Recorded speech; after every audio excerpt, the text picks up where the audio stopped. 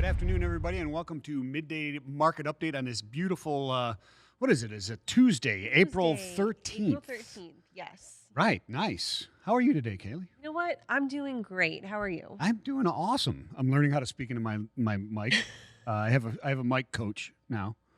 Mike needs the mic coach. Mike needs a mic coach. Mike needs a mic apparently. coach. Yes, I do. So that is why I'm gripping it furiously right here to keep it right in front of me. No. But yeah, this is our twice weekly interactive live show. So we're on, what are we on? We're on LinkedIn and Facebook. Get your comments and questions in, and we'll get to them as best we possibly can. Kaylee will be monitoring them, and so will I as well. I think she's dialing up her modem right now. It up right now as we speak nicely into our microphones.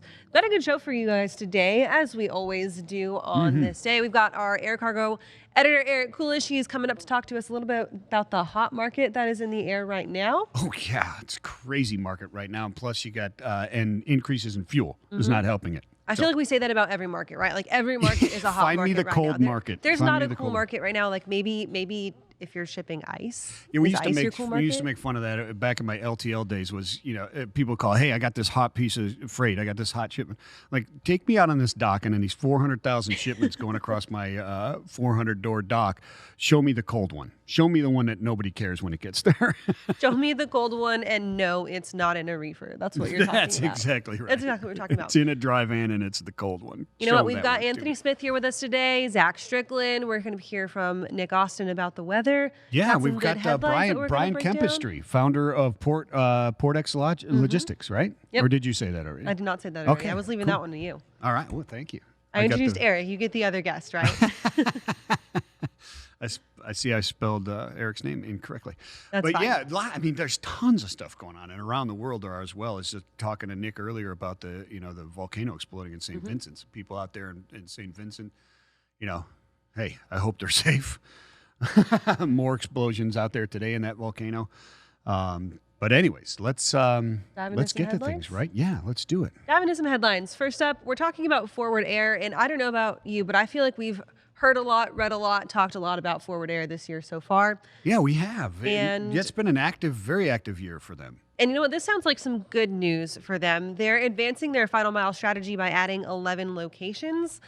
They've announced that 11 final mile terminal locations have been added during the first quarter of 2021. And the Monday press release said the next forward final mile additions, 8 were established in existing less than truckload facilities.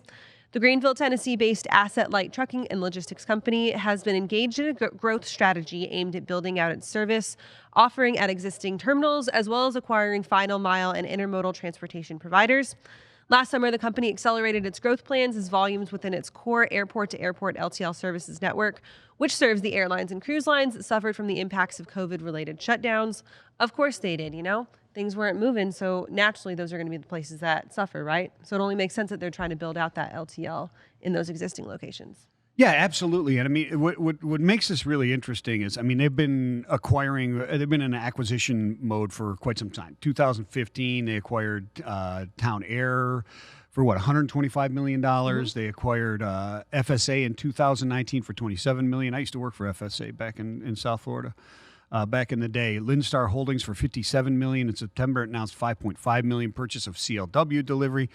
And what makes this even more interesting is that at the end of 2020, if you remember, we were reporting that an investment group, including former Forward executives, announced intentions to shake up the management team and board in efforts to redirect the capital allocations and potentially divest of what they called non-core assets and services. The group claimed that it was the expansion of the product offerings beyond just the LTL, getting into the final mile, et cetera, that was responsible for driving down the lower margins. Now the two parties have reached an agreement, apparently. The gaining control of 5 seats, I guess 2 seats outright on the board, but influencing over 5. And so those elections will be held May 19th in their annual meeting. But for now, they're heading down the road of going forward, right?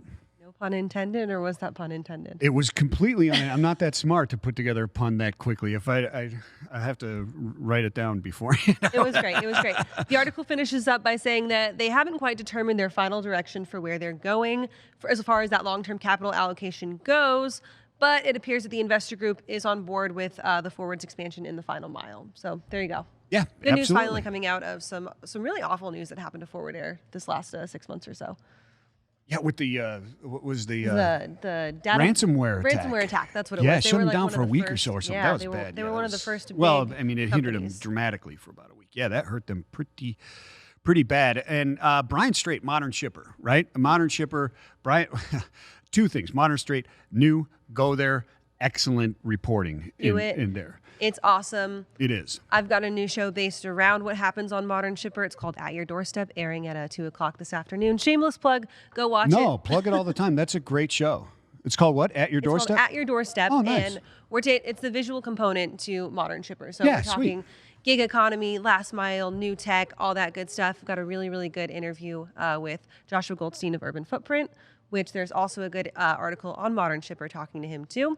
But Excellent. I digress. Let's dive into this one. Yeah, so hey, if your show is half as interesting and insightful as Brian Strait's writing, you're going to have a hit on your hands because Fingers he's crossed. tremendous. And this one here caught my eye. And so the lawsuit seeks to preserve employment freedom for independent workers. Brian Strait on Modern Shipper. It came in, I think he wrote, it was from today. It was from this morning on Modern Shipper.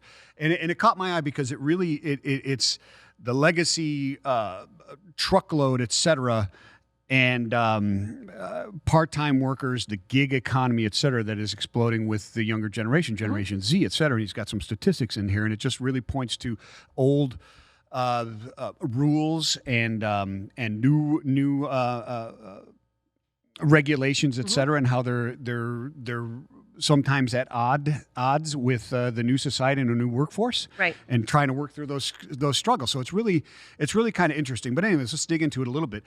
But I highly recommend you go read and get all the details from it. It's a very, very interesting read. As we expected, the Biden administration finally killed the Trump-era rule on the definition of independent contractors under the Fair Labor Standards Act. On March 11th, the Wage and Hour Division, or WHD, of the Department of Labor announced it was withdrawing the rule, which was initially passed in the last few months of the Trump administration.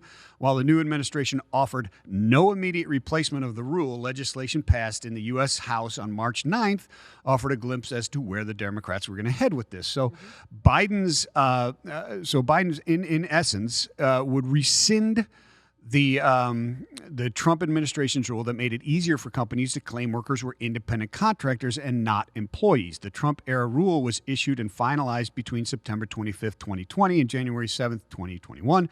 Biden's Department of Labor said that Trump rule was inconsistent with the standards set by the Supreme Court and federal wage and hour laws. Comments on the new rule were due by Monday. For gig workers and the broader retail industry that relies on those workers for an on-demand delivery of online orders, it may not be the most appealing place to be right now, at least as envisioned, right? So the idea was to protect them, and Biden's idea is to protect them. Right. And the two, well, there's only one side now, but I mean, there is a new side because you've got the Coalition for Workforce Innovation, who is they're introducing legislation and suing, saying this is not constitutional. You can't remove a rule or regulation the way you're doing it right now. And they claim they're siding with the workers, which they are. They're representing them to give them those options to be independent contractors. Right. Whereas the Biden administration, they fear, is going towards the direction of taking away that part-time ability. So really, if the COVID-19 pandemic taught us anything, it's that independent contractors are some of the most, I would say, needed but also underrated people in the workforce, right? Like our economy, it showed that we rely on those gig workers, rely on them for grocery delivery, for Uber, for taxi driving, whatever. And so they should be protected. And so it's going to be kind of interesting to see where this goes and how it impacts those gig workers going forward. Yeah, exactly. And CWI, the Coalition of Workforce, they're not only involved in this situation, they're also involved in the PRO Act and fighting court battles there to support and protect the ability to have these part-time workers and give them their things. Some of the interesting things there is a survey in January 2020 found that 69% of gig workers worked full-time, 46% considered it long-term opportunity, and additional 39% said it was a lifestyle choice. 91% said they would continue their current independent work arrangement for the next 6 months. 94% said they were very satisfied or somewhat satisfied with their working arrangements. So the question becomes, what are we changing it's not in support of these people to change these laws. Right. So I guess the law is just going to It's going to swap to, hey, you can't classify yourself as an independent contractor anymore. You're going to have to become a part of this integrated company, and that's going to change the way that we pay you. And then, honestly, the way that you pay taxes, too. Yeah, it really does. And so the alternative workforce models for retail found that 46% of Generation Z workers are freelancers.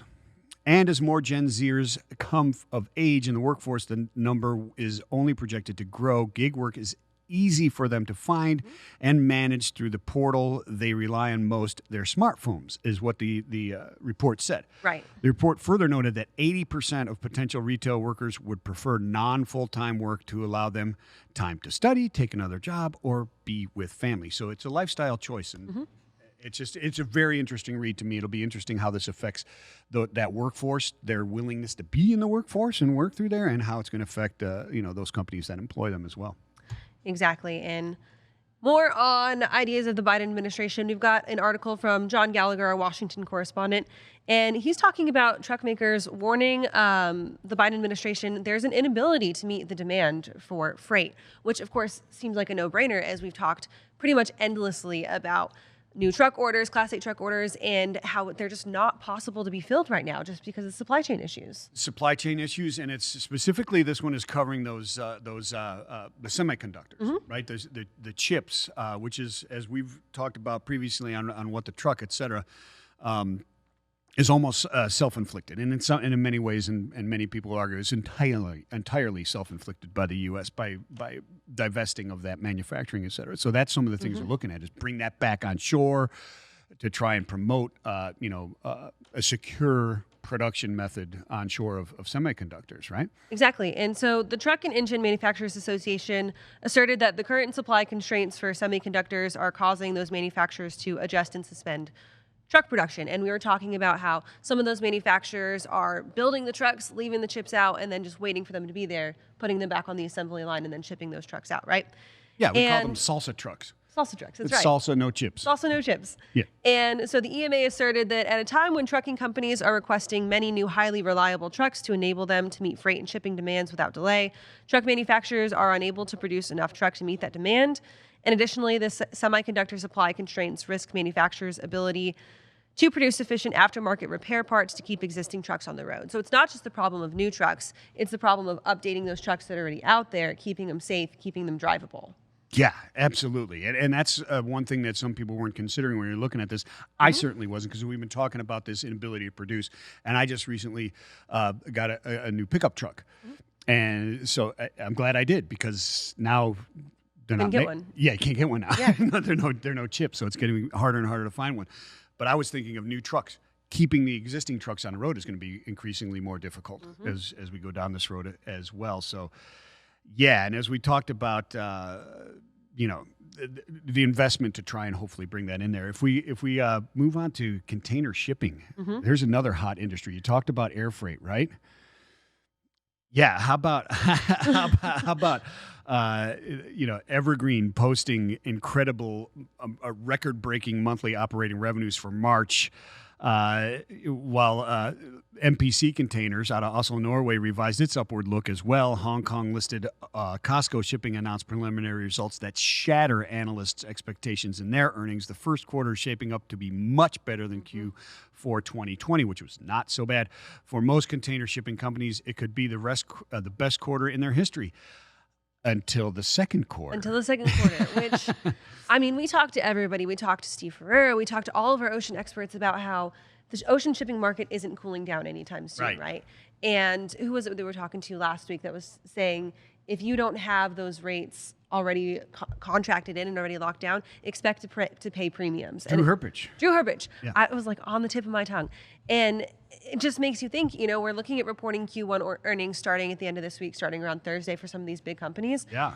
Even with that Suez Canal blockage, Evergreen's still reporting huge numbers. And granted, that happened right at the end of Q1, but those effects are going to last into the start of Q2. So how is that going to impact them going forward? I would think positively. It looks like they may have the money to pay that $1 billion. The Evergreen or the Ever Given is still there. Yeah. right? As they decide what kind of fines and argue what kind of fines they're going to have to pay over that. But 32.17 billion new Taiwan dollars Wow. is what Evergreen reported in the month of March, which is up 135% year on year and up 40% versus Q4 2020. 40% over and 135% year over year. The first quarter revenues totaled new Taiwanese 90.24 billion, which is 3.17 billion US dollars. That's really impressive stuff that is going on, right? It seems like we can't get away from this idea of just ocean freight is just off the charts, absolutely off the charts. Yeah, absolutely is. It absolutely is. Those are some of the headlines that are going on. There's many more here, and we can get to them. Maybe we'll get to some a little bit later. You can find all of them on freightwaves.com. Of course, always be looking out for the good stuff there from all of our reporters. Oh, yeah, absolutely. They're excellent people. Greg Miller, all of them there are awesome. And we have the best meteorologist, not a weatherman, but meteorologist on the planet, Nick Austin. Michael Vincent, you're too nice. You're just, what an introduction. Yeah. Nobody believes the thing I say, Nick. You know that. Well, I do my best, so, you know. I have disappointed people before, you know. Why is it raining again? Because there's water falling from the clouds. Okay. Because Nick screwed up. That's why it's raining. I mean, I probably said it was going to do that. I don't know. But anyway, the weather here in Freight Alley, though, at Chattanooga, has just been absolutely gorgeous the last 4 or 5 days. I mean, except that the pollen's really high. But the weather itself has been really nice. I mean, it's been warm down here, lots of sunshine. We'll probably cool down a bit later in the week. But in other parts of the country, it's snowing. I mean, it still gets cold enough, even towards mid-April, to get snowfall in some parts of the country. So it's going to happen in the Rockies. It's happening right now in the plains. So we'll go to the critical events map. We'll check out the radar, see exactly where it is snowing. It's mainly up in eastern Montana, over into North Dakota, and then crossing I-29, parts of I-94 into Minnesota as well. It's coming down pretty hard in some spots, but this is all likely going to fade out later today. There are some gusty winds, so there'll be some blowing snow out there, limiting visibility for drivers across that part of the country. But over the Rockies, we're going to see a system developing here, especially beginning later today, and then on and off for a few days. There's going to be periods of some moderate and heavy snowfall across the Colorado Rockies and up into southeastern Wyoming too, parts of southern Idaho, even west of Salt Lake City in Utah, some of the mountains in eastern Nevada too. So over that pretty broad area, over the next few days, you know, for an April storm, it's going to be pretty decent snowfall amounts, at least a foot in some of the high elevations there, and even a lot of lower elevations and foothills across the region are probably going to see several inches. So we have winter storm warnings, winter weather advisories up across the area. The city of Denver itself probably won't get much. It's mostly going to be west of Denver, along parts of I-70, through the Eisenhower Tunnel area, places like that, and then up into Wyoming. That's where some of the heaviest snow is going to be too, and some of those high elevations in southeastern Wyoming. But other parts of the Rockies, some other mountain ranges out west will also get that mountain snow. So again, not a major storm, guys, but for this time of the year, it's going to be a pretty decent storm because the winds will be whipping up too. There's going to be wind gusts of 35, 40 miles an hour at times. So there will be some of that blowing snow and maybe whiteout conditions in some areas too. And that's going to be on and off for the next few days. So drivers out there, trying to get back and forth between the Midwest, maybe in the West Coast, are just going to have to watch out for that. You know why I love living in the South? The fried chicken. Not the fried. Well, I mean, that's a good bonus. Yeah. Never in my life have I had to hear the words late season snow, over a foot, blowing snow, whiteout conditions where I live in the South. Never. I love it. I was just thinking to myself how nice it would be to hit 12 inches of fresh powder tomorrow morning. We know that you're a spring skier. He loves the spring snow. That's great to hear, Mike Vincent. But you know what? We got about a foot of pollen outside, if you haven't noticed. The yellow nastiness has descended upon us. It's disgusting. It's really disgusting. Awful, Nick. Can you do something about that? I don't know. Well, we need rain. It's the only thing that's going to get rid of it. Well, bring some rain. Well, we'll probably get some tomorrow, but I don't think it's going to be enough really to make a difference as far as the pollen count. You're so disappointing, Nick. You're disappointing. Springtime, I know.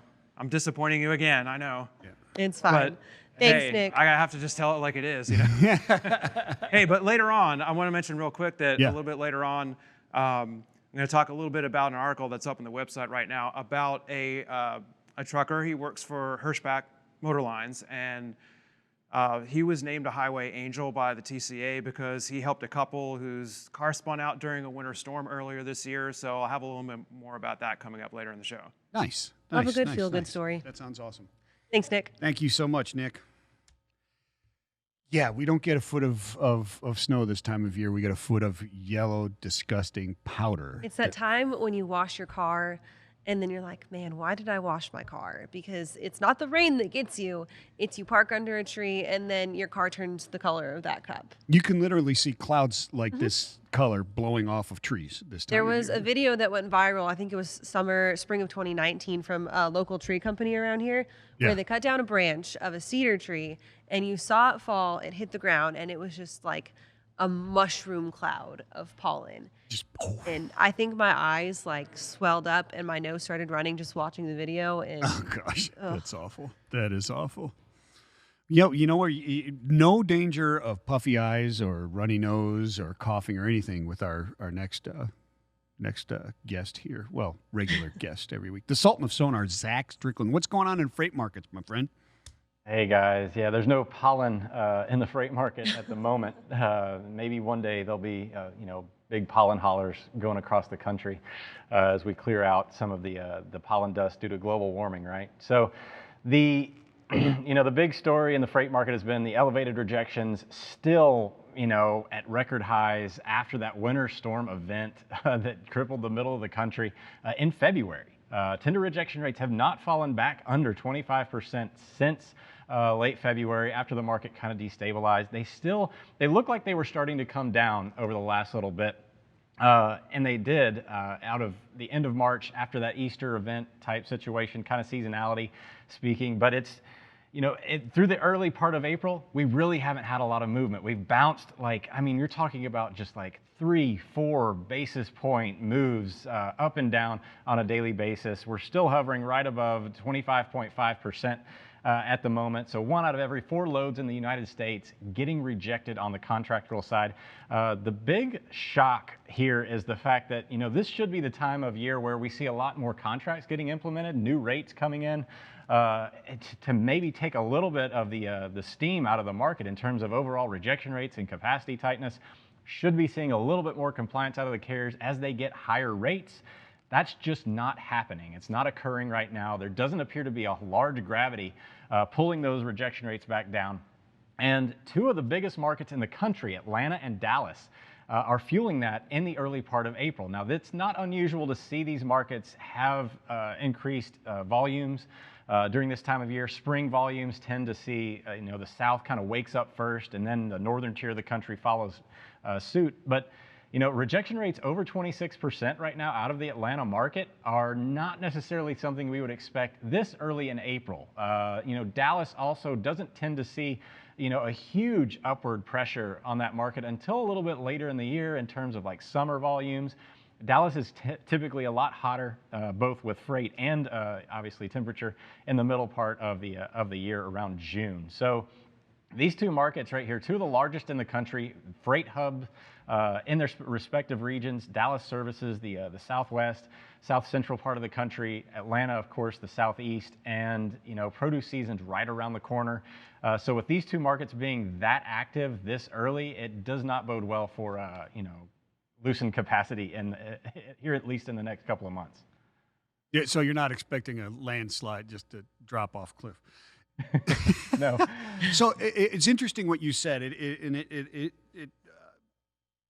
It begged a question in my brain. So what are your thoughts on what's going on with OTRI and the volumes that are happening right now? Because what you said makes 100% sense. This time of year, you would expect that since contract rates, there was such pressure on spot rates and contract rates coming up early in the year, there was so much evidence of this occurring that you would suspect a softening or a weakening in the OTRI, right, and the tender rejections, and we're just not seeing that. Are volumes up that much in key markets in the weighted volume index, or is it purely is capacity dropping off? Is it price? What is it driven? Because rejections can be driven by a number of things: sudden inflection or volatility in the volumes, right, throwing things out of kilter. So what's driving this, in your opinion? Is it lower rates? They didn't get the rates they wanted in a contract? I think it's as simple as the carriers just don't have the capacity to service the customer right now. The overall demand is still extremely high. The outbound tender volume index, not far below its peak values, last year, percentage-wise. So it's, we still have this, continuous demand. And think about it. You guys were talking about truck orders, and you talked about it earlier with how they cannot supply the market fast enough. We didn't see a real strong increase in those Class 8 truck orders until the end of the year last year. And that means that they've got a 6 to 9 month lead time if they get all the components and products they need to service that, to build those trucks and get the stuff on the road. And that's if everything is working smoothly. And they're at the same, the mercy of the same transportation bottlenecks and supply chain bottlenecks that everybody else is in terms of making these products. So, I mean, it's kind of a self-fulfilling cycle in a way that, with transportation being tight, you can't get trucks on the road. Of course, there's a whole bevy of other things and issues that are keeping capacity tight at the moment. Driver shortages, the schools still not being fully functional.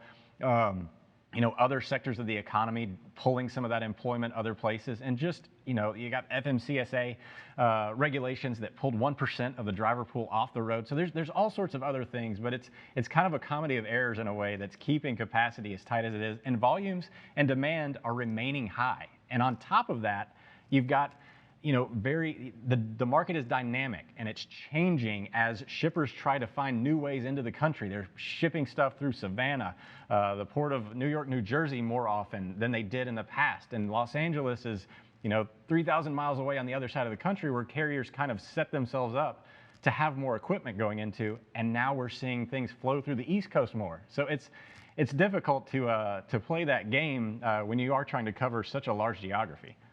You've got time for one more quick question, and it's a LinkedIn question. Nico Brown's asking, how are tender rejections supposed to go down if carriers can't expand capacity? And I'm tempted to answer that it's just something you're just going to have to deal with. Is that right? Yeah, at the moment. I mean, you're talking about the containers overflowing. There's so much water, it cannot handle it. So they're going to be as tight as they can until something changes either on the demand or the supply side. And like I said with the supply side, that's a longer running cycle. We're trying to see if there's going to be any reason to see that demand falls, and looking at ocean freight and things like that lead the market. Inventory levels are extremely low still, especially on the retail side. There's nothing on the horizon that makes us think that demand is going to soften anytime soon either. Like you're trying to empty a 5-gallon bucket with a teaspoon. It's kind of what it feels like. Yeah, exactly. Sergio, what is it? Sergio Uribe says capacity, capacity, capacity, which is the title of the show today. And Danny Marcani says keeping your carriers is key. I think we would all agree with that at this time. Keep your carriers and your drivers happy, and hopefully you can keep capacity on the road. Survive through this capacity crunch, right? Which may go on for the next 2-3 decades. I'm not sure. Who knows? Thanks, Zach. We appreciate you. Always good things to hear from him. Yeah, thank you so much, Zach. Awesome stuff. So we have, let's check in on the economy, right? Mm-hmm. This is a midday market update. We need to check on the U.S. economy and what's going on there with our own, he's so hyper, positive about the future, and he believes anything he says. It's hard to gauge what he's going to be up to next. But Anthony Smith, our lead economist, what are you skeptical about today, my friend? What do you have for us? Okay, so I know I've been harping on prices. It's been prices, especially within manufacturing. And I think it's finally happening. We got some inflation numbers. I'm just gonna say we got some inflation numbers, and they've come in. We got the consumer price index, we have the producer price index, and we see some updates of some actual inflation happening. So we were looking at the manufacturing, the ISM PMI prices that were really sky high. It's been increasing for month after month after month, and now we're seeing some consumer prices increasing as well. We saw a 0.6% improvement, or not even improvement, increase for the CPI, which was really an effect from a lot of gasoline prices, which was up 9.1%, I believe, overall. So that really increased a lot of the overall consumer prices for the latest month of March. And so looking at that, we are seeing some increases overall, and something to keep an eye on throughout this pandemic. So gas prices, the increase in gas prices, is that enough to blame the majority of that 0.6% increase on the CPI? For sure, I'd say gas prices will be accounted for, or at least half of it, Okay. that increase for sure. Other half is definitely going to be along the lines of miscellaneous items, smaller items. Food is usually taken out, and gases are usually taken out to look at the core increase for things like that. But looking at it overall, we are starting to see some momentum pick up for inflation, not just because we had that stimulus package, but now we are seeing that consumers are going back to work. There's going to be an increase of spending going on with not enough goods or a decrease of goods. So when there's more spending for less stuff, those prices, of course, are going to go up. And so when we're looking at that, that's going to lead to naturally some inflation. So the type of inflation or the amount of inflation that we're going to see is going to be dependent on, of course, the pace of recovery and how much more stimulus that we're going to see within the economy. So there's going to be a balancing act of sorts here that's going to have to be put in place, where it's going to be how much support is there going to be for the consumer versus how much of the actual momentum is being picked up naturally within the economy, and so how much is starting to get weaned off from that. There you go. Yeah, excellent. So I got one last question for you, Anthony. Is we're seeing this 0.6% increase in the CPI, in the Consumer Price Index, and we're coming out of we appear to be well on our way, and hopefully it continues coming out of lockdown and reopening the economy and people moving and stuff. I think what did we report yesterday? 1.5 or the TSA 1.5 million passengers in a day, which is like 90% back to where it used to be, or so. It's incredible. I mean, it was 50,000, I guess. People are moving. That's, yeah, people are 1.5 moving. million, a huge increase in the people that are traveling and stuff like that. As people start to travel and they start opening in the service industry and money starts to flow that way, does that kind of temper your thoughts on increased inflation because buying of goods kind of decreases a little bit? For sure, that would help with, if we see more people spending, that's going to help, I think, with some inflation. But that spending is going to increase inflation if we don't get increased production, so more goods hitting the market. So that's going to have to be the balancing act, is making sure there's adequate demand for that, or adequate supply for all of that demand. And so that supply has really been very tight, especially when we're looking at those e-commerce goods. Things have been in backlogs, things like that. So when we're seeing that there's an adequate supply, that's going to help with some of those inflation expectations that are kind of ramping up right now. Also, we have to look at the confidence of the consumer. I know Zach Strickland hates when I talk about consumer confidence, but it's a thing. And when we see a more confident consumer spending, they're going to probably lean a little bit more from those assets, and that's really where we've seen a lot of inflation going on, whether it be in stock run-ups or any kind of cryptocurrency, or even within housing. We've seen a lot of people putting their money in things that they feel comfortable in, and so we're going to see maybe more spending on discretionary things for those people that may have been a little bit more saving conscious throughout this whole last year plus. There you go. Excellent. Thank you so much, Anthony. And of course, Thursday we should have employment numbers, I would suspect, right? We're gonna keep an eye on that. And he's talking about high prices in the economy. You know what else we're talking about high prices in? Air cargo. Air cargo, right. We've got Eric Kulisch with us today to talk about those high prices.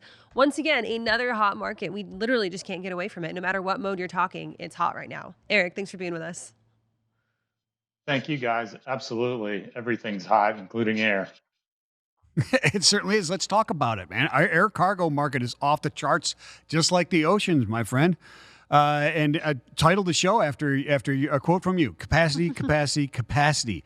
Is there any? Let's get into it, my friend. What is going on here with I guess, from optimism in the U.S. to lack of capacity? What's going on? Yeah, well, I mean, you guys were talking about it. I mean, obviously, to some degree, ocean trade and air are linked. There's a fair amount of conversion of shipments from ocean to air because the ports and the ocean lines are so backed up, maybe 3 weeks to get a container or get on a ship. So you're seeing some of the spillover, and that's amplifying the situation in the air cargo market. It's just such a confluence of factors, just like in trucking and in ocean, that are all coming together at the same time, as you guys constantly discuss. And just demand is off the charts, as you said. Inventory levels are being rebuilt constantly. Can't seem to get them built fast enough. E-commerce demand is huge. People are getting their COVID stimulus checks and ordering more. You have all these supply chain disruptions like the Suez Canal blockage, which backed up some of the ocean shipments and further, sent people shopping for air cargo. Weather delays, and so all those things. Plus, you've got coming up soon. I'll be reporting soon about the perishable season coming up, and there's going to be lots of exports and a lot more produce going by air, especially out of the U.S. So, Eric, let me ask you a question about that. Perishables, at least moving domestically, et cetera, a lot of those move in as belly cargo, correct? I don't know domestically. I think a lot of it moves reefer truck and then maybe even some intermodal rail. I'm sure some of it moves by air, but I don't have a finger on that. Okay. Well, so anyways, what's the effect on, we just talked about 1.5 million TSA reported passengers checking through, which is a huge increase. Is that passenger flights with the belly capacity, is that having an effect, or do you expect that to have an effect on pricing and capacity in the near future? Or not so much. The analysts and the TSA numbers, show there's a lot of optimism for the U.S. market. Domestic carriers, seem to be poised in the next few months or by the end of the year to have a pretty good recovery in demand, close to 2019 levels, and by the end of the year, early 2022. Some of them are saying they're going to be cash positive here in the next few months or this year. But a lot of that, that's just because the U.S. is a big domestic market, and not that much cargo goes in the bellies of these narrow body planes. The real issue for shippers is the wide body international aircraft, and that market's way down. About 90% of the flights or seat capacities out still. COVID's not, the rest of the world isn't vaccinating to the level the U.S. is, so it's going to be very choppy around the world. And so that's the crunch. The cross-border trade with wide body aircraft are where the capacity is about 15% less than normal. And even though there's 30% more freighters in the market or providing airlift, it's not making it up. And then you've got all this extra demand. So it's just a big crunch.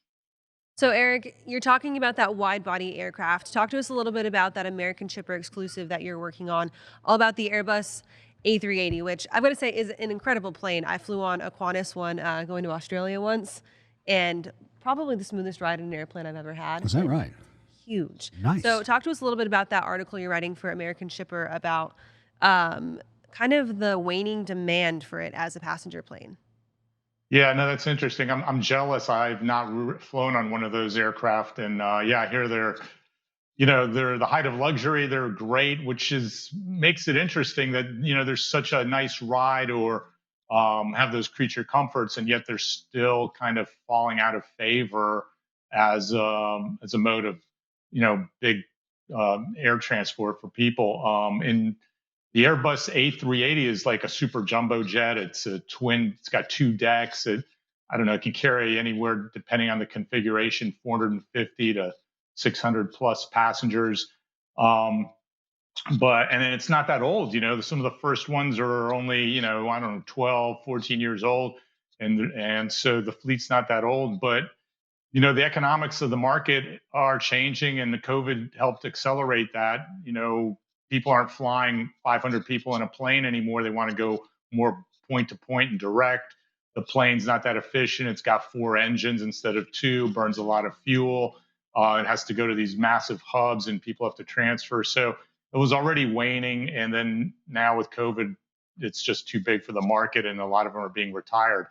Airbus came up with a solution for some of the airlines like Emirates and Singapore that have these planes and might want to extend their life. And they are floating the idea of, hey, what about a freighter conversion for this A380? Put it in the shop, take out the seats and convert it to carry freight, but with a twist. And that's a common practice in the industry. Right when planes reach their life expectancy, you flip them into freight. But with this twist, would still keep the upper deck for passengers, and would be a combi type of aircraft with freight on the main deck and in the lower hold. And so they're kind of floating that idea. Most analysts don't think it'll get enough interest and go anywhere, but it just kind of speaks to how, desperate Airbus is to help their customers, and also just the capacity issues in air cargo, people looking at any kind of solution. Yeah, that's interesting. I imagine the infrastructure at the different airports would be an inhibitor of that combi type of thing, right? I mean, you have air cargo ports, and then you have passenger ports, and the two don't mix in many places, plus the logistics, right? Well, that's a good point. I mean, one of the phenomenon we've seen in the past 12 months is a lot of airlines doing these what we call ghost freighters, or cargo-only passenger flights. They downsized and idled their fleets, and then they got wise to the high cargo rates and put a lot of passenger planes in for cargo customers, just using the lower deck and no passengers.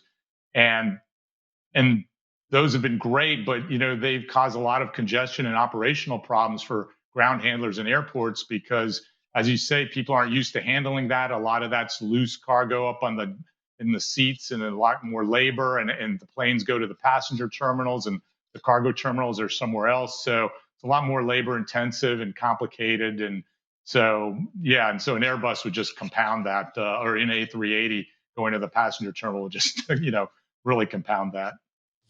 A massive plane. It's huge. I get the idea. It's a big plane.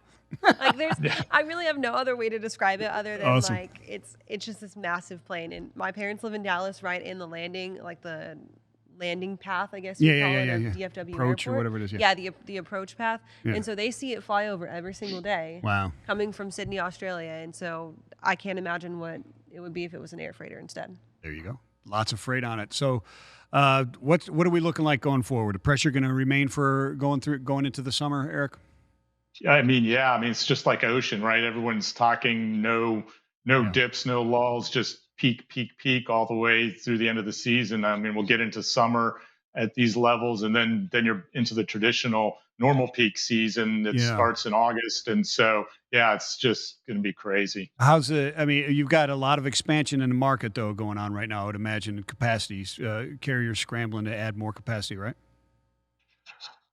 Well, here and there's some incremental capacity, but it's tough to find aircraft, and converting them takes time. But, you do see like the integrators, they've got a little better opportunity to expand their fleets. DHL's added a couple. They bought some 777s from Boeing recently, new ones, and put a couple into routes from the U.S. to Australia, and then into Asia, and also from Europe to Singapore and Hong Kong. So they've added a couple big 777s, and Amazon's bought some 767 converted them, and put a couple into operation in Canada with one of its partners. So those guys are adding some capacity, but that doesn't help the freight forwarder or the general public to the same degree.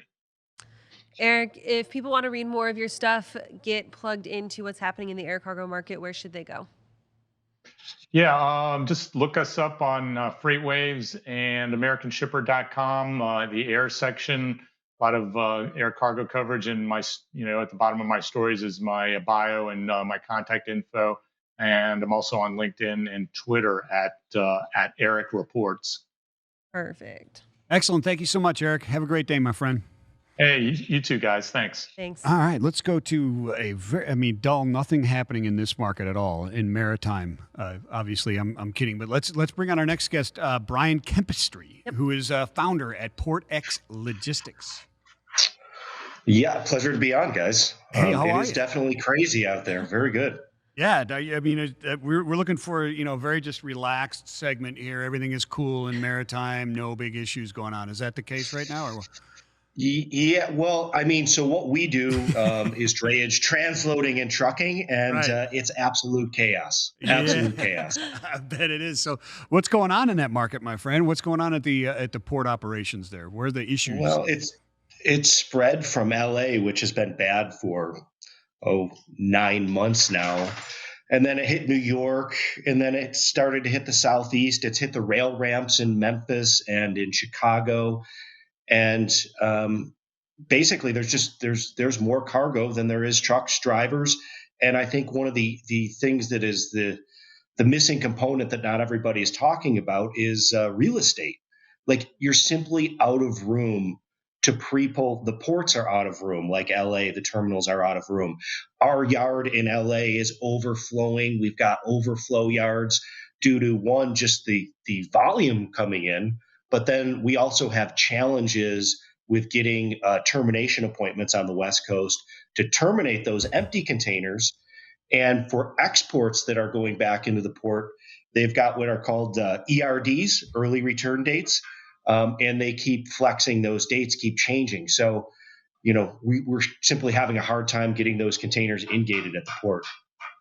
That's really an interesting point right there, the space or the real estate, right? We've been talking about the slowdown at the ports, et cetera, and everybody, you hear about everything trying to get through, and it's just a massive amount that's coming through as well. But then when you start running out of the real estate, talk about how that just screws up the entire operation. It would imagine to me that once you start running out of that real estate, it starts to compound that effect, right? Because it's more and more difficult to pick and reduce, I guess, that, what do you call it, port dwell or street dwell of the containers? Yeah. So before the whole pandemic started, I want to say it was, 3.5 days dwell time. And now it's up near like 7 days of dwell time. So it is mass. And if you're in a market like LA Long Beach, like, there simply is no space unless you go to the Inland Empire. And that's a 50, 75-mile drive, 2 hours, and just adds on more cost than people have appetite for. So we've talked to some people about trying to mitigate those port problems on the West Coast by sending their freight to the East Coast, increasing that time on its actual journey from place to place. Tell me a little bit about how that shift over to the East Coast is causing problems now on both coasts instead of just in the Port of Long Beach on that West Coast. Yeah, we've seen volume go up significantly in the East Coast, specifically Norfolk and Savannah. I mean, New York is what it is. It is New York. It's the biggest port on the East Coast, but they're limited space wise too. But we've seen Savannah now become congested, which is one of the best operating ports in the United States. And we're having vessels that are out on the water for extended days because of the just amount of cargo that's coming through and being worked. The vessels are getting bigger coming into Savannah, so instead of 8 and 10,000 TEUs, there's 14,000 TEUs, and they still only give you the same amount of free days to get the cargo out of the port. So even though you've increased the amount of containers on a ship by, say, 30 or 40%, you still only get 5 days to recover that stuff out of the port, and simply causing congestion issues. And then you couple that with the fact in that Southeast market, a lot of that stuff goes into Atlanta. So it's a full day drive. And secondarily, a lot of those warehouses are starting to fill up. So they're like, oh, we can only accept 2 today, but they ordered 10 containers. So again, that real estate having an impact on the overall market. Yeah, it's crazy. Can you speak a little bit to the export situation or the lack thereof, those being accepted, and the carriers foregoing, in some instances, I suppose, loaded containers to grab those empties? Is that affecting your drayage abilities as well? Yeah, I think I don't want to say they're making it hard on purpose to return them, but they want to turn those ships as quickly as possible. So in Oakland yesterday, we had one. They just issued an ERD date, and the ERD date was the same day as the cutoff date. Usually they give you a 3 or 4 day window to in-gate and export, and now they're giving you, 1 to 2 days to in-gate that export. Wow. Excellent stuff. So, again, Brian, we keep talking about this because it's still in the news. I mean, if you're not following it, it still is in the news. The Ever Given, right, and what happened out there. Yeah, and yeah. We've talked about can the Panama Canal be Suezed? It's become a verb type of thing, getting Suez. But So the argument has always been, not always been, but the discussion is, how is that going to affect us? When is it going to affect us? Do you see the Right, ever given having an right, effect here yet? And do you foresee it right, having one? right, right now. So there was that backlog of vessels, and they ended up coming into the East Coast starting on Sunday. So you're going to start to see all those vessels pile up, Norfolk, Savannah, Charleston, and then that cargo is going to start to get discharged. And then you're going to run into potential equipment shortages. So we think that's going to start hitting like right now this week. And then something else I think your earlier guest had mentioned was the produce season. Vidalia onions start running out of Georgia on April 19th. So all that capacity, for that drayage and transloading over the road service is going to start to get sucked up by some of the produce. And we just think the rates in the Southeast for over the road and drayage is going to continue to go up over the next month and a half. Wow. So no end to any problems in sight is what I'm hearing as far as this goes. 2022, that's when we're going to have an end.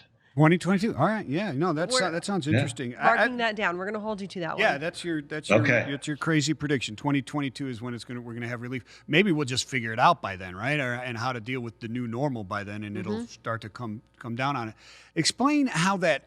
So you're talking about the more the inland ports, I guess, if you will, the rail yards in Memphis and in I believe you said in Chicago starting to back up, or maybe you said Dallas. I can't remember the two markets. I know one of them was Memphis. Can you explain how that works and how that delay works between the port and getting it to those inland ports right there? Yeah. So Memphis and Chicago. So it's a little bit of a ripple effect, and we'll just use Norfolk to Minneapolis as an example. Most of that freight that is containerized would ride the rail from Norfolk into Chicago, get transferred, then go to Minneapolis and get delivered. Well, there's so much cargo in Chicago right now that they can't load the cargo out of Norfolk. So therefore, either you just simply wait or you truck it. The other issue is when it gets to Chicago with all that congestion, it's got to switch over to another line to go to Minneapolis, for example. So just the whole thing is backlogged, and it starts, when Chicago gets overwhelmed, then those ports can't load to Chicago, and then destinations like Minneapolis can't get the cargo. Yep. So there's that ripple effect that starts, and then once it starts happening, unwinding it is very, very difficult, right? It's like a shutdown in the loop around Atlanta. If it happens for 10 minutes, it's just a day before you get that thing worked out, right? Backed up. Yeah, it's like having a 100-car pileup. It takes a long time to get that thing cleaned up.